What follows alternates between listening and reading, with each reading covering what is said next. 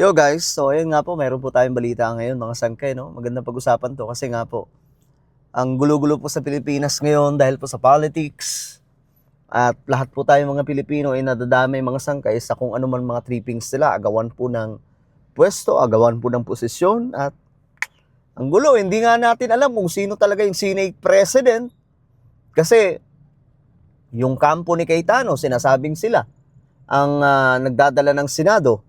Yung kampo naman po nila Gatchalian, mga sangkay, sinasabi rin po nila na sila ang may hawak. So sino ba talaga ang dapat sino ba dapat talaga ang paniwalaan sa kanila, mga sangkay? So ito po ay ating pag-uusapan ngayon kasi ang Supreme Court ay nagsalita na. Okay? Pag-usapan po natin ito. Anyway, bago tayo mag-umpisa, sa mga hindi pa po dyan nakakapag-subscribe sa ating YouTube channel, makikita nyo po yung subscribe button sa baba ng video na to. I-click nyo lamang po yung subscribe, i-click ang bell, at i-click nyo po yung all. Sa mga nanonood po sa Facebook, i-follow nyo po yung ating Facebook page.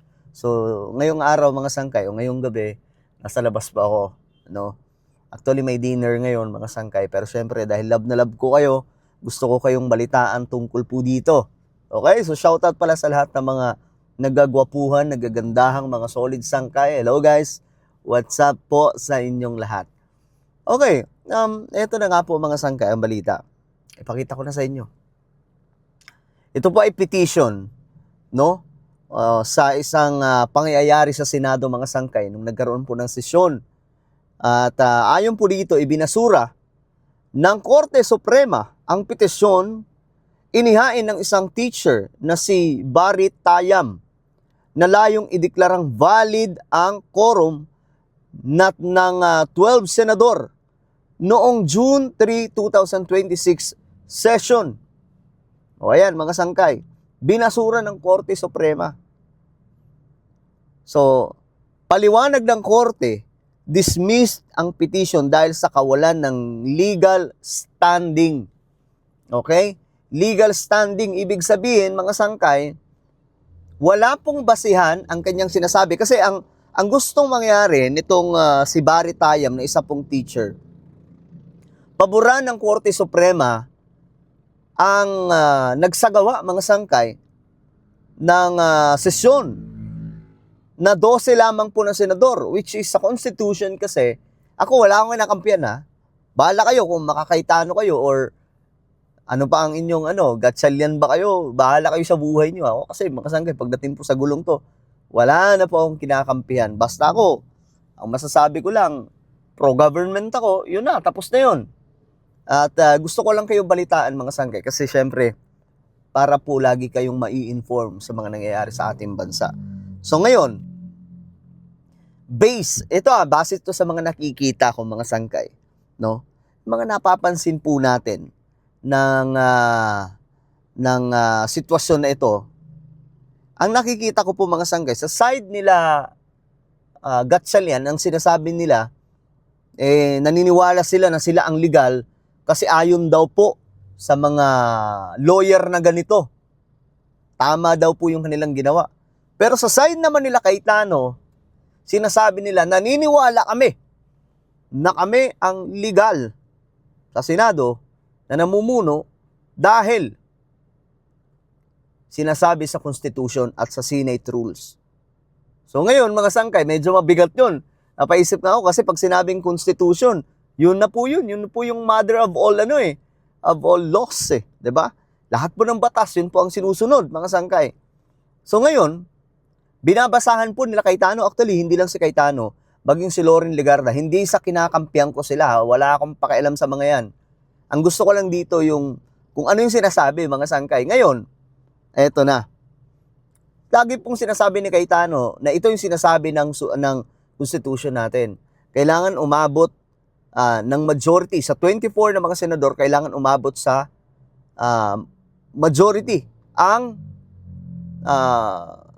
magiging sesyon o quorum para po mapalitan ang isang Senate President at lahat po ng pamunuan, no?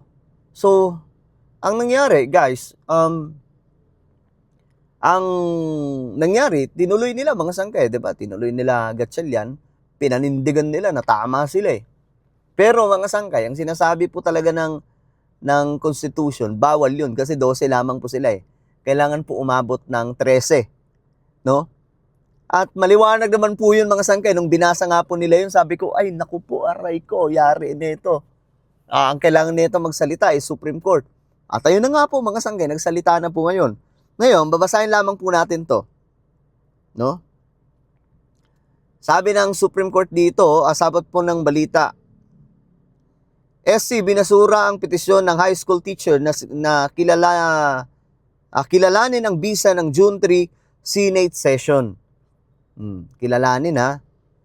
Kung tama sila Gatchalian, hindi pa ibabasura yon, di ba? Kung tama sila. Pero kung nakikita ng Supreme Court na hindi tama yung kanilang ginawa, malamang ito na yon. Ito na po yung pagbasura, mas maliwanag na po mga sangkay na itong sila Cayetano, itong magugulo din po. Ako para sa akin, magugulo din po kasi itong sila Cayetano. Sila din po nagpapagulo sa Senado pare-parehas lang po sila dyan sila po sa kasamang palad, no? Sorry po sa mga tulfo, pero ayun na nga po, mukhang panalo po dito si Cayetano Sabi sa report, ayan po binabasa ko lang guys. Ibinasura ng Korte Suprema ang petisyon na humihiling na kilalaning legal at may bisa ang sesyon ng Senado noong June 3 dahil wala umanong legal o legal standing ang guro na naghain nito. Matatandaan na nagkaroon ng quorum ang sesyon matapos dumalo ang 12 mga senador at kalaunay idineklarang bakante lahat ng posisyon at naitalaga si Senador Win Gatchalian bilang Senate President pro tempore.